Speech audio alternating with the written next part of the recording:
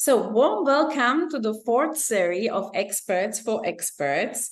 And if you don't know me, or if you are new in my community, I'm Jana Dressler in Expert Success Academy, and we are helping great female experts to become also great expert business owners. And this is not always the same.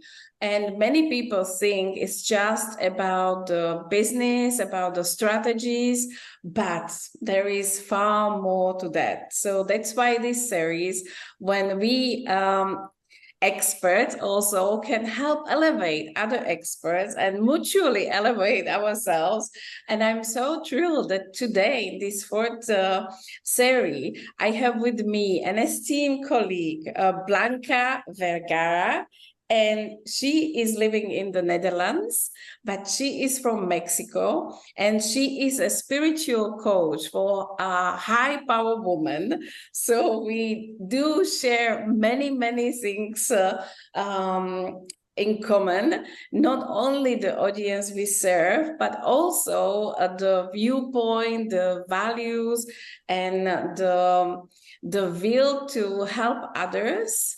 And we do it in a very different way. What I love about Blanca is that she is very strong advocate for feminine energy. And I learned a lot in this area from you, Blanca. And you have a beautiful YouTube channel when there is a lot of videos. If somebody can want to also have more of you, not only this, but I'm very pleased to have you today to talk about feminine and how to use the feminine energy in growing the expert business, what it will bring and how to do. So warm welcome. Thank you for having me, Jana. It's a delight to be here. And hi, everybody. Nice to meet you. Yeah, so tell me, first question is like, can you tell me why you do what you do? I absolutely love your question. It has been like a spiral awakening of different levels of realization that I was lacking the feminine in my life. I used to work in aerospace. I was a manager of engineers and scientists. Can you imagine something more masculine? So I was really hungry. You may be banking like I was. you know. So I left that, and then suddenly I realized that because I was hungry for something that I could not explain, then I realized that I was really wanting love.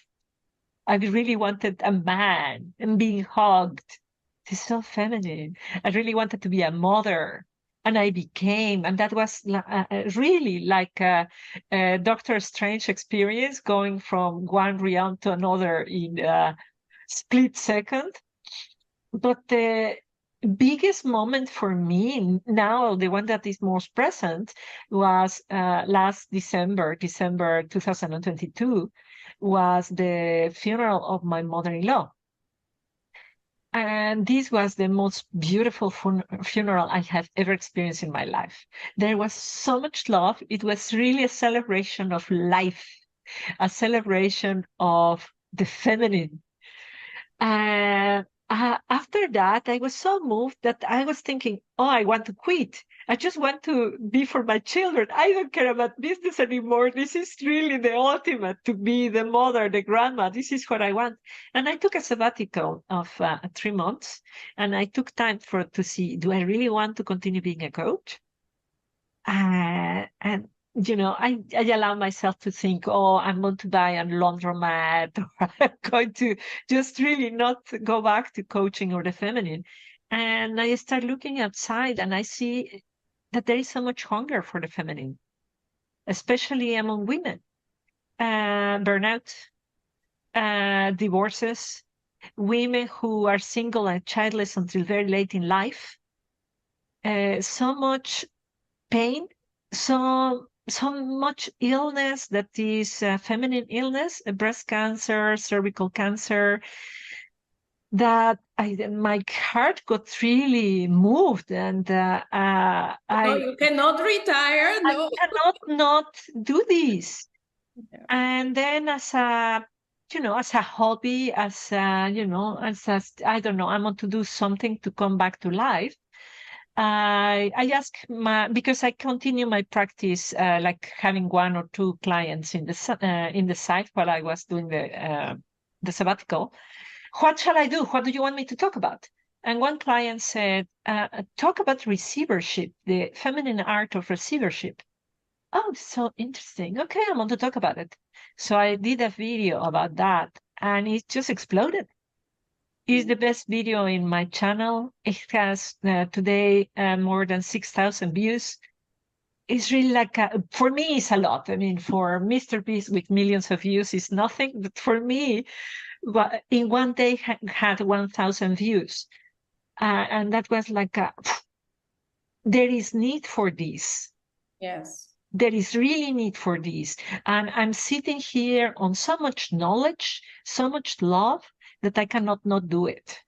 Yeah. So, How did you acquire all this knowledge? Because yeah, you were like in corporate and you left. It was like hunger for the feminine. But where all this knowledge came to you for years now, and you are practicing it, of course.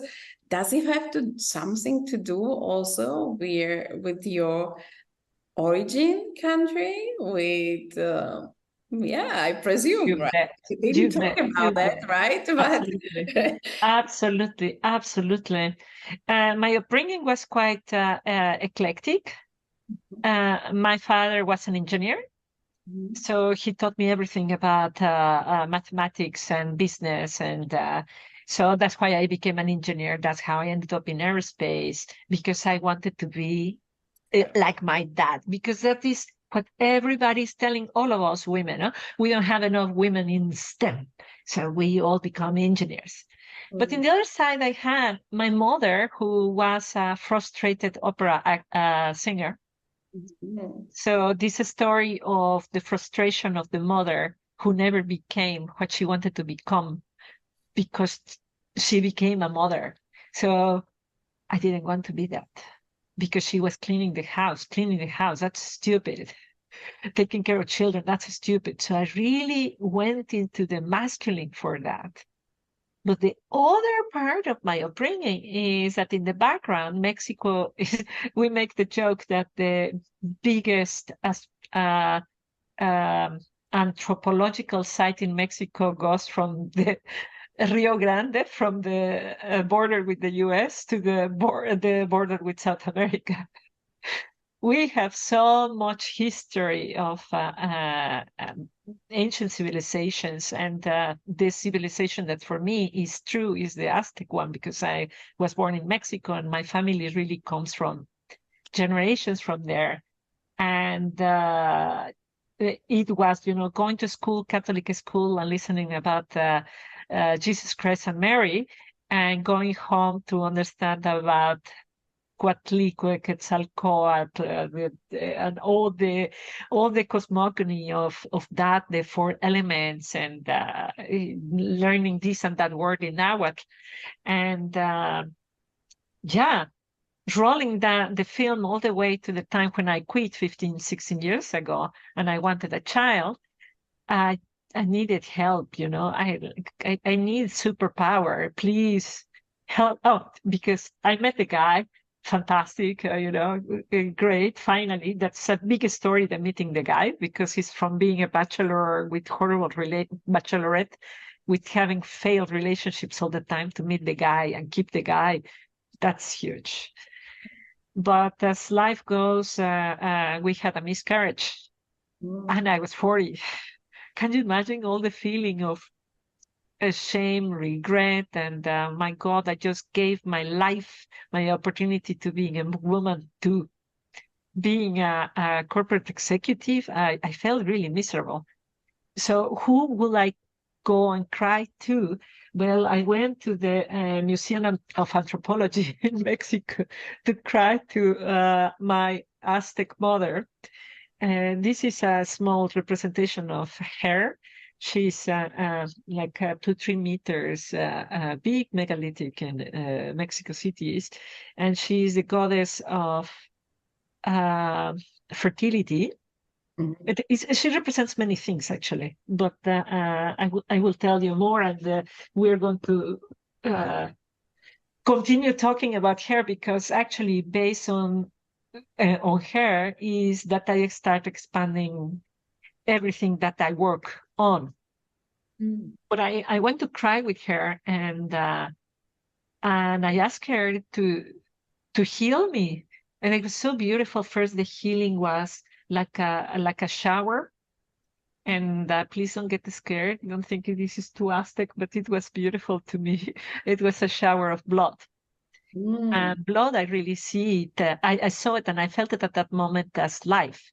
It was the blood of your ancestors, your blood, the menstrual blood, just healing you, healing me, just taking away whatever remnant there was of that soul, of that miscarriage. From crying and being desperate, I became hopeful. And then I asked her, I want a child. And what was hilarious, because this Aztec goddess, is an Aztec goddess. Now she speaks Nahuatl. She, in my mind, she replied to me in English, "It's done." And I still today, I have to laugh because, at that point, well, I haven't even been intimate with my husband, and she said that it was done.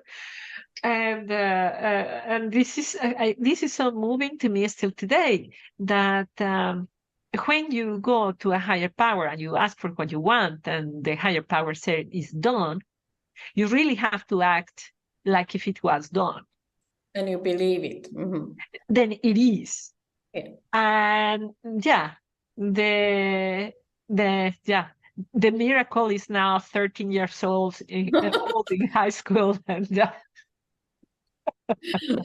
beautiful. So and you have seen, and I see it a lot also around me, that many female entrepreneurs, they still grow their businesses in a masculine way, right? But we left corporate, and big reason why we left corporate was also that it was very masculine way, right? So why to continue? Why we are sometimes doing it, that we are still building it in the masculine way? Yeah. And first, it's not working. And if it's working, it's on detriment of something, right? It can be on detriment of the health, or on detriment that we are not a woman anymore, in a way, not having children, not having really the life we want to. And these are, if somebody does not want, it's okay. But the thing is that it shouldn't prevent us to have and to live the life of our dreams, right? Absolutely. Absolutely. Yeah, absolutely. So what is this feminine? Because you can really now help others to see more through it. Like, what is the difference if you build it the masculine, feminine? What is really like building in the feminine, and how to do that? Absolutely. Absolutely. Oh, this is just what I want to give my life for. The way I perceive this is that it's trauma, ancestral trauma.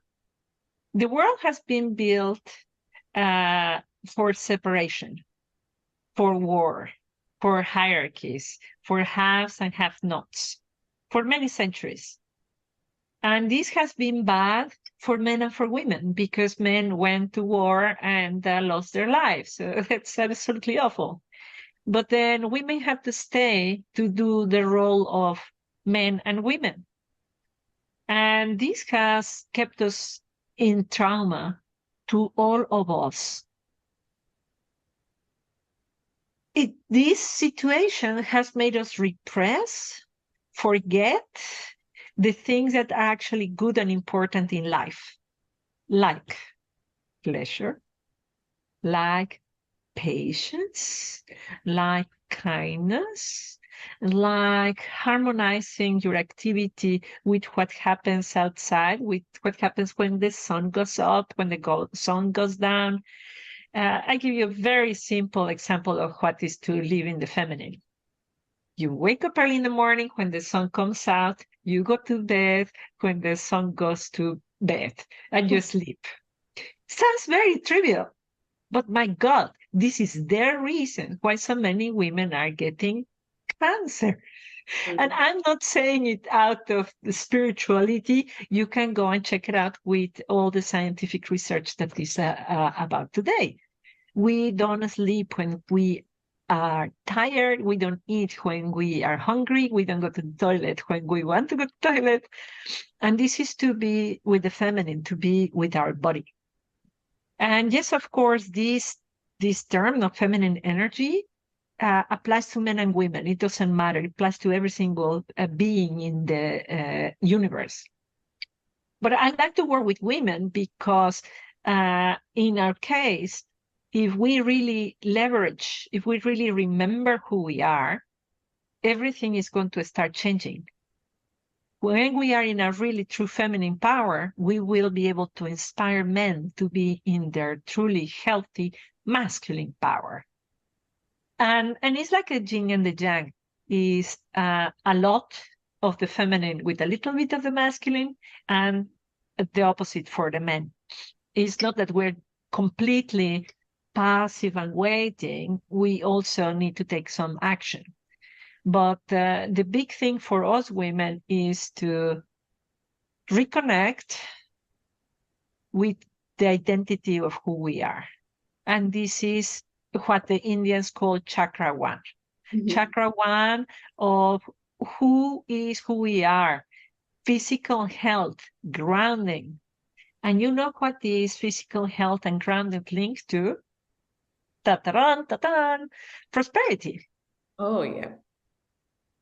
Prosperity. So we, of course, do not have that much money because we have been labeled as bad. Being feminine is bad. So if you are sexy and beautiful, you are a prostitute. That's not okay. You should not wear a miniskirt. If you wore a miniskirt and indeed somebody abused you, it was your fault. So things that were really feminine and sacred have been really covered with mud. Now we need to clean that and really clean that and start cleaning it for ourselves. And as we clean that, like, for me, cleaning that, if you see it in my old photos, there's a lot of present online in 16 years. You see my hair really, really short. I had a pixie. And here you cannot see it with my black blouse, but look how long hair I have now. That was part of cleaning my feminine, really to allow the feminine to be there. You know why I had short hair? Because it was a waste of time to take care of my hair.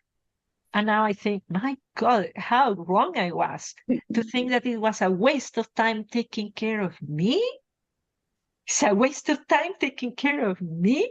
I am the most valuable resource for my business. I am the most valuable resource for my life. So this is what is the feminine. Go back to what is importantly, fundamentally feminine, that has been covered with mud, and recover it. Intuition, patience, harmony with the world, pleasure, spontaneity. Before we hit record, you mentioned really beautiful that what you are doing is spontaneous and it's fast. And there are moments when you are slower and more covered. This is part of what is the feminine. And not only be okay with being like that, but embrace it. Now it's time to sleep. Just no, I want to sleep. I love it. I love it. And also one thing I learned that it was also in the masculine world and in corporate, it was everywhere around us, that the growth has to go. So when I see that there is still there also in our feminine, female, businesses that it's like it has to grow and it should be linear, which is absolutely not true, right? And for us feminine, what I love that how you call it the circle, and how you call that everything in this circle, and that we have to to honor that and work with it. So basically for me, it's like when I'm hearing it, is not the swimming against the current, but be taken with it. So when you are in the feminine, and when you grow the business in feminine, it feels easy, right? Yeah. This I love. This is what I really, really preach, what is important for me when I help others building businesses, that it is easy, that it's enjoyable. And a lot of things I had to learn, like patience, when you mentioned, wow, this is a really great quality. But also when women are then comfortable with themselves, they are not afraid anymore to be visible. Is it right? Yeah. Is it going hand in hand? Absolutely. Absolutely. And I see it definitely for myself, for my clients. I see it all the time.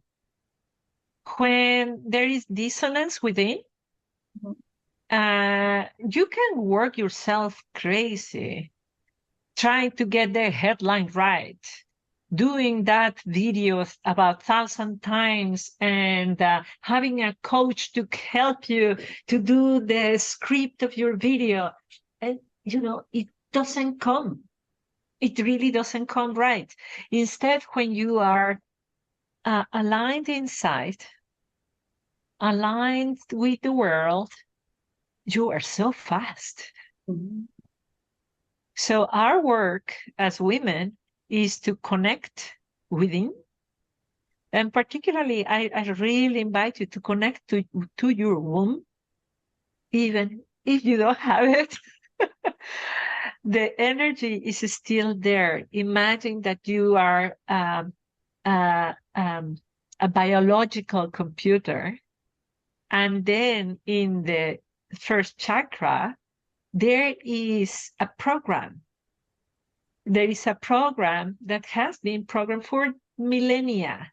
The program of shame, of guilt. Just think about the witches. Oh, they are controlling us. Think about all the prostitutes.